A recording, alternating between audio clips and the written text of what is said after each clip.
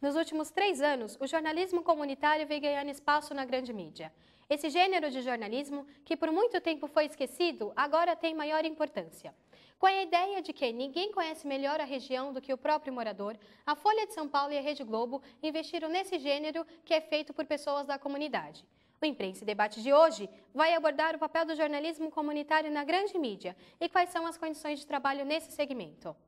O projeto da Rede Globo, Parceiros do SP, que vai ao ar no telejornal SPTV, foi criado em 2011 pelo então diretor regional de jornalismo do Rio de Janeiro, Éric Bretas. A equipe de reportagem é formada por 2 moradores que se revezam entre a câmera e o microfone. Em São Paulo, são 8 duplas, de diferentes bairros. Elas são encarregadas de pautar, produzir e editar uma reportagem por mês sobre os bairros em que moram. O estudante do 3º ano de Rádio e TV da Universidade de São Judas Tadeu, Diogo Moreira, participou da primeira turma do projeto Parceiros do SP como correspondente do bairro da Brasilândia.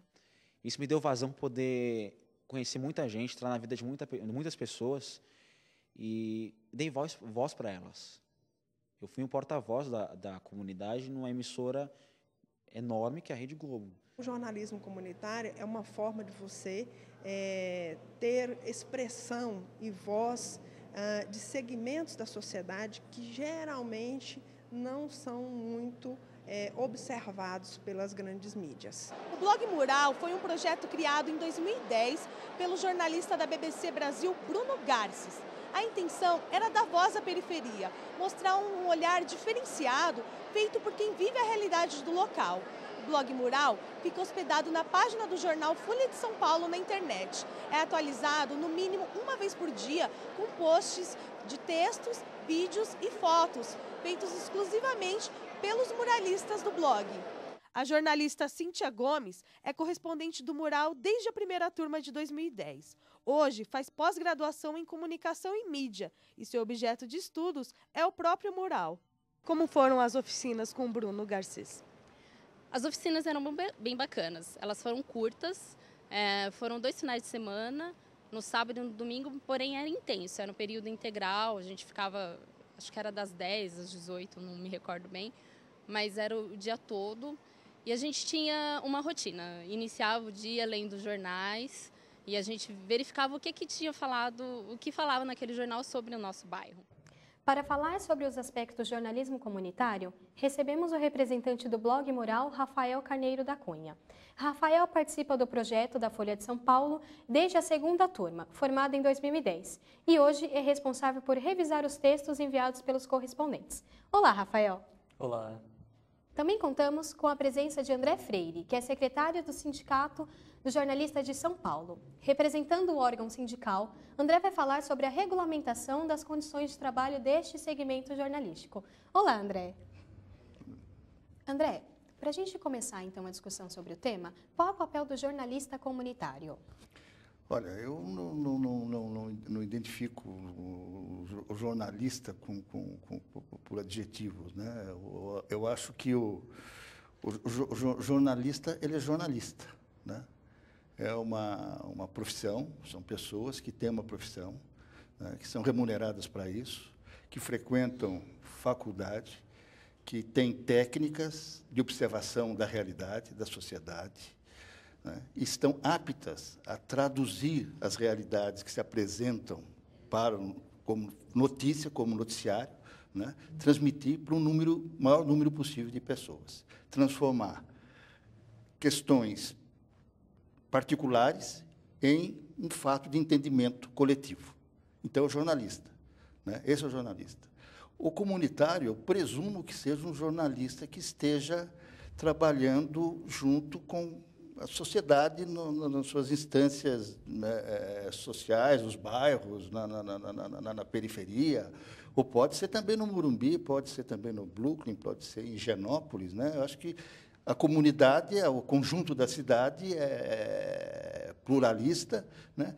E o jornalista, eu acredito até que todo jornalista é comunitário, porque ele vai buscar nos segmentos da sociedade, o que representa a sociedade, o material da informação que vai ser coletivizada, que vai ser difundida, que vai ser colocada a público. E existe uma diferença entre um repórter de redação e um jornalista comunitário?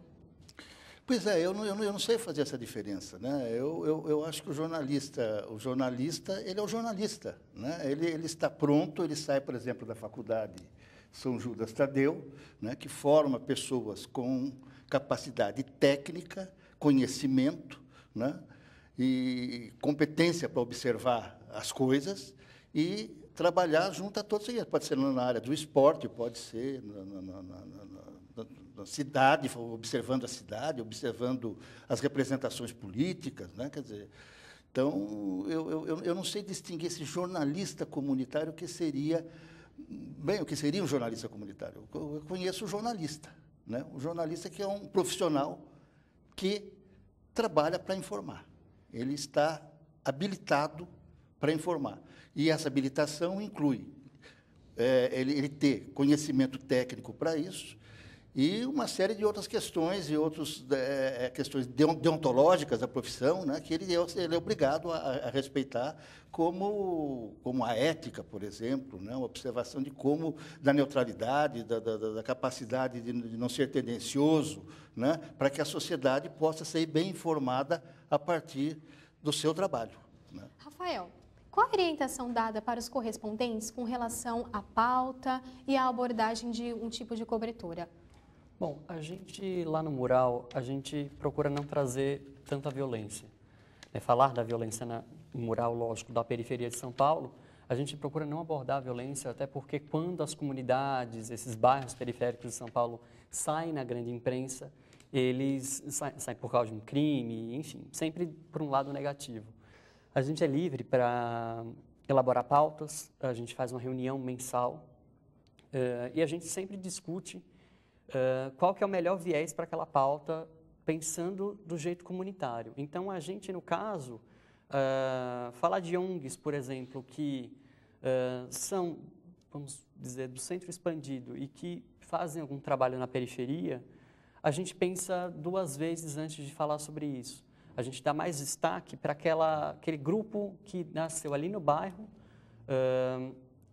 e desenvolve um trabalho no próprio bairro dele. Existe algum tipo de treinamento para os correspondentes com relação aos riscos que a cobertura jornalística oferece? Não. A gente, lógico, quando tem algum risco de uma pauta, por exemplo, um correspondente sugere uma pauta e alguém acha que haverá algum risco, a gente sempre comenta na reunião. Mas eu acho que essa formação também dos riscos vem da faculdade. Muita gente ali está na faculdade e alguns já se formaram. Então, já tem esse conhecimento vindo do ensino superior. Quais seriam esses riscos que esses correspondentes podem sofrer? Olha, tomar cuidado com quem você fala, mas isso eu diria, eu não colocaria só para o jornalismo comunitário, eu colocaria para o jornalismo de uma forma geral. Você tem que saber onde você está pisando, né? Estudar muito aquele lugar que você está indo, saber quem são aquelas pessoas que você vai conversar, quais são os interesses de cada um que você vai entrevistar. Isso eu diria para qualquer jornalista. Agora, o comunitário, a vantagem dele é que ele está ali na própria comunidade. Então, ele conhece muito mais onde ele tem que ir do que um jornalista que mora em outros bairros de São Paulo, no centro expandido, vamos considerar assim. André, existe algum tipo de regulamentação para o jornalista comunitário? Não, existe para o jornalista, né? O jornalismo é uma profissão regulamentada, né? O que regulamenta é o Decreto-Lei 83284, de 1979, que estabelece a profissão como os profissionais são os profissionais dessa profissão, né? As nomenclaturas, o que é considerado jornalista e o que não é considerado jornalista. Existe, né, algum tipo de regulamentação para o repórter de campo? Não, regulamentação, leis, não, né? Especificamente não, né? Existem normas de conduta, né, que eu acho que um repórter em campo aprende isso, ele aprende na universidade, aprende quando está fazendo faculdade, como se comportar, né, e as empresas têm que fornecer condições também para que esse jornalista possa exercer a profissão em campo. O gênero jornalismo comunitário, ele é reconhecido pelo sindicato? Nós reconhecemos jornalistas que são considerados jornalistas profissionais, que são jornalistas que têm registro no Ministério do Trabalho, né? A função do sindicato é defender, né, o salário do jornalista, condições de trabalho, mercado de trabalho do jornalista profissional, né? E quando se fala em defender mercado de trabalho, por exemplo, o que eu estou percebendo aqui na conversa é que o jornalista comunitário pode ser ou não ser um jornalista profissional, desde que ele esteja na comunidade, né? Nós defendemos não, nós defendemos que o exercício profissional de jornalista seja exercido por jornalistas. Rafael, caso algum correspondente ele se envolva em algum processo judiciário, como, por exemplo, algum problema com direito autoral, a Folha interfere nisso? Sim. A Folha, a gente, quando entra no mural, a gente preenche um termo, né? E entre várias coisas que estão escritas ali, é que a gente não é empregado da Folha, né? E um dos tópicos ali é que, em caso de algum processo, a Folha seria responsável. Mas a gente nunca teve nenhum problema desse. André, como deve ser, então, feita a remuneração desse profissional? Olha, o que estabelece a remuneração de jornalistas são os acordos coletivos de trabalho, né? São as convenções coletivas, que é feita pelo sindicato jornalista junto aos sindicatos patronais, né? Se estabelece piso, condições de trabalho, os benefícios que as empresas têm que oferecer aos jornalistas, auxílio creche, alimentação, vale do ticket de refeição, se tem transporte noturno, não tem, quer dizer, tudo isso é anualmente negociado pelo sindicato com a empresa, com o sindicato representante das empresas, do patronato, dos patrões. Existe algum tipo de remuneração para esses correspondentes? E, se existe, como funciona? Sim, hoje a Folha remunera mensalmente o correspondente com valor determinado. E, no caso, como que funciona? Ele precisa fazer algum tipo mensal, ele tem que contribuir semanalmente? no mínimo com um post por mês. Mas isso é o combinado desde o início do blog, que o correspondente é responsável, ele tem que colocar pelo menos, lógico, um post por mês. Se ele quiser colocar mais, não tem problema nenhum. Então, ele é como um freelance? É que é diferente. O correspondente, o freelancer, ele está realmente prestando um serviço para a empresa, né? A gente não encara o blog mural como se estivesse prestando um serviço para a Folha de São Paulo. A gente quer dar visibilidade aos nossos textos, à nossa produção, né? Não só texto, vídeos, fotos, ilustrações também a gente trabalha.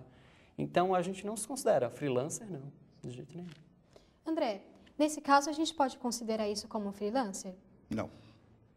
Não. Freelancer é um profissional regulamentado, com registro profissional do Ministério do Trabalho, que está formado para isso, e ele vai buscar trabalhar pela sua sobrevivência, porque ninguém trabalha por trabalhar, trabalha para sobreviver. E nós, o sindicato, quer dizer, o que nós defendemos é que os freelancers e que qualquer um que trabalhe para uma empresa jornalística, em quaisquer circunstâncias, seja remunerado, e seja remunerado nas formas da lei, porque senão há um rebaixamento do preço do trabalho do jornalista. Estamos encerrando esse primeiro bloco. Na volta, vamos discutir essas e outras questões sobre o tema.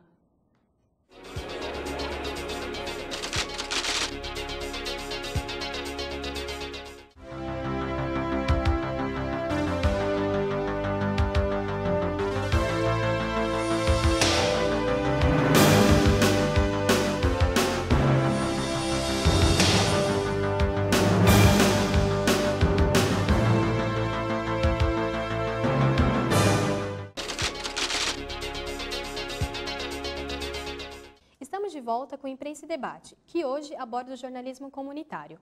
Para introduzir esse tema no segundo bloco, vamos acompanhar o depoimento enviado de Londres do idealizador do projeto do blog Mural, Bruno Garcês. Oi, gente, eu sou o Bruno Garcês, eu sou o criador do projeto original do Mural. O Mural começou a surgir em 2009, quando eu ganhei uma bolsa do International Center for Journalists, o ICFJ, uma ONG de jornalismo com sede nos Estados Unidos.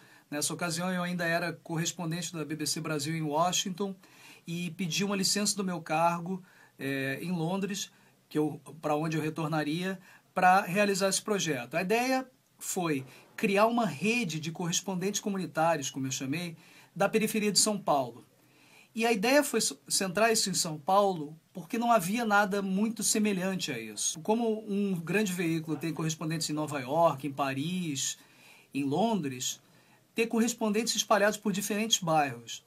Para chegar ao que o Mural é hoje em dia, eu realizei uma série de oficinas com 3 grupos de participantes, fazendo exercícios de diferentes tipos. Basicamente, exercícios que levantassem a prática jornalista, mas diretamente ligada ao bairro de cada morador, ao bairro de cada um desses potenciais correspondentes comunitários.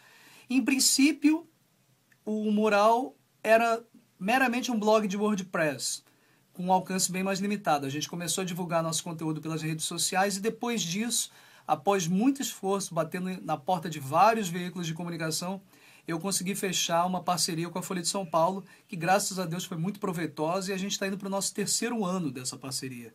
Hoje ele é um projeto que não depende mais de mim em nada.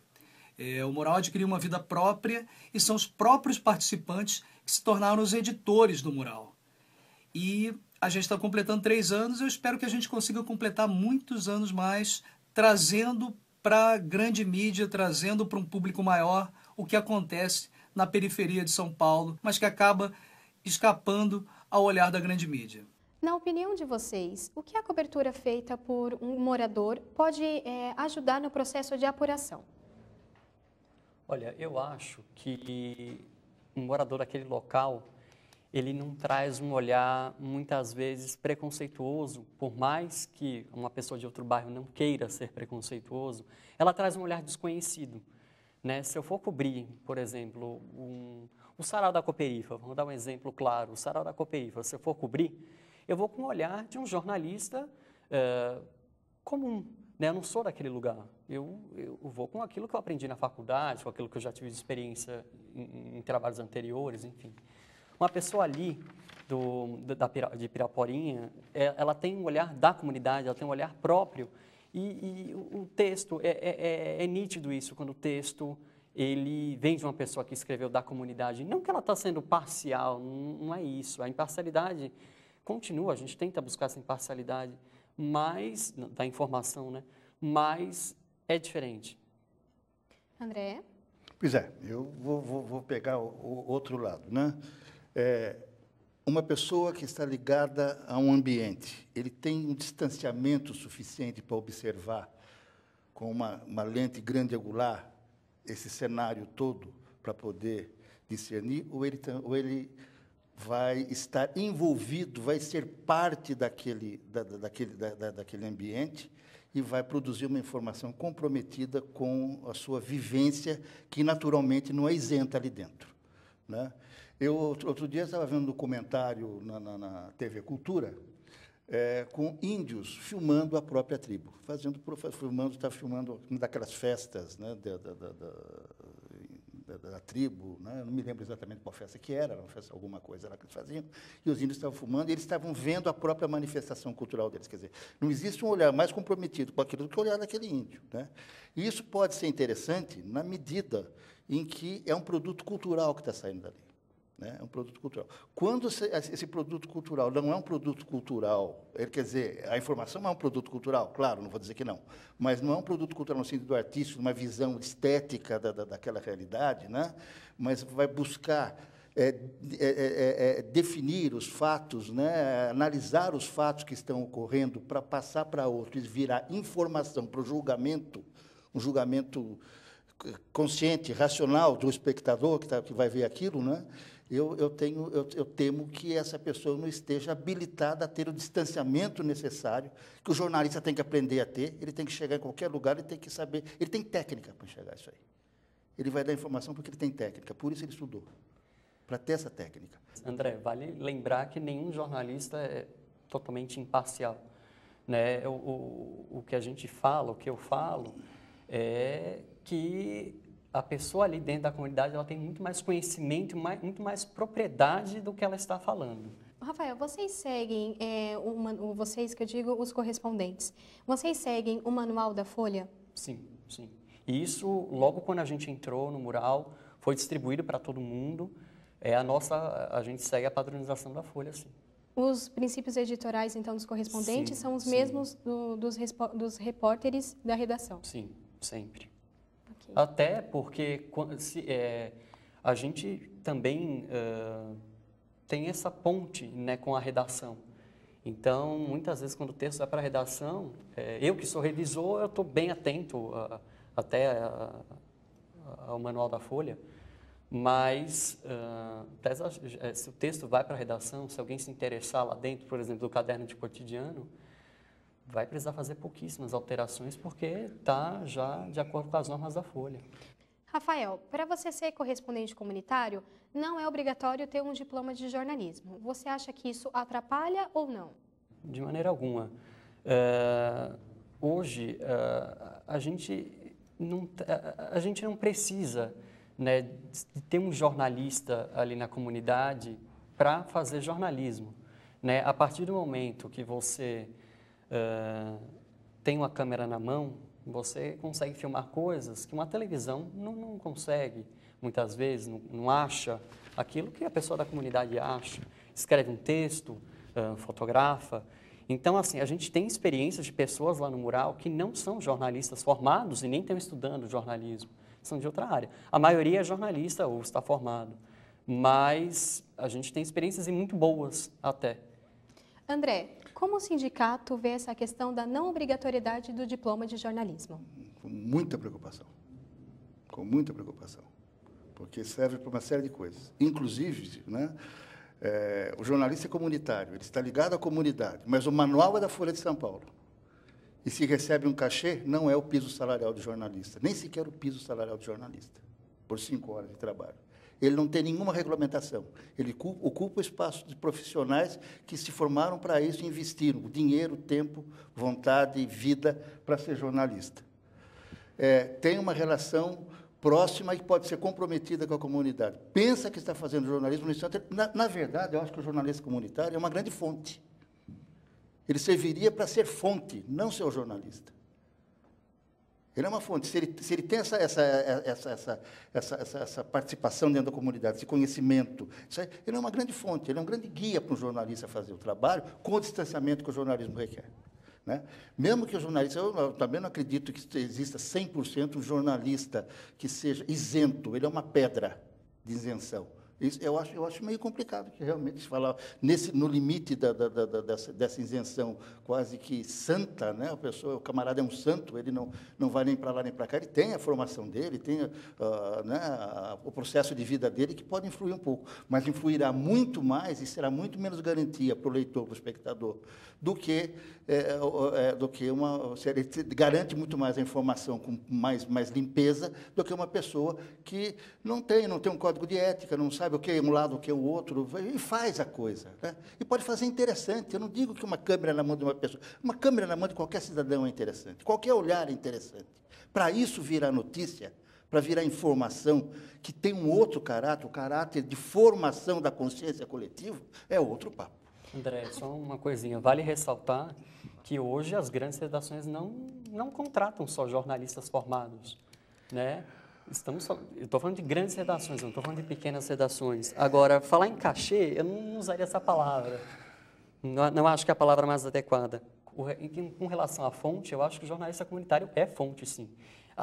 Essa questão está até na base do jornalismo comunitário. O jornalista comunitário, o comunicador comunitário, ele é tanto fonte quanto produtor de informação.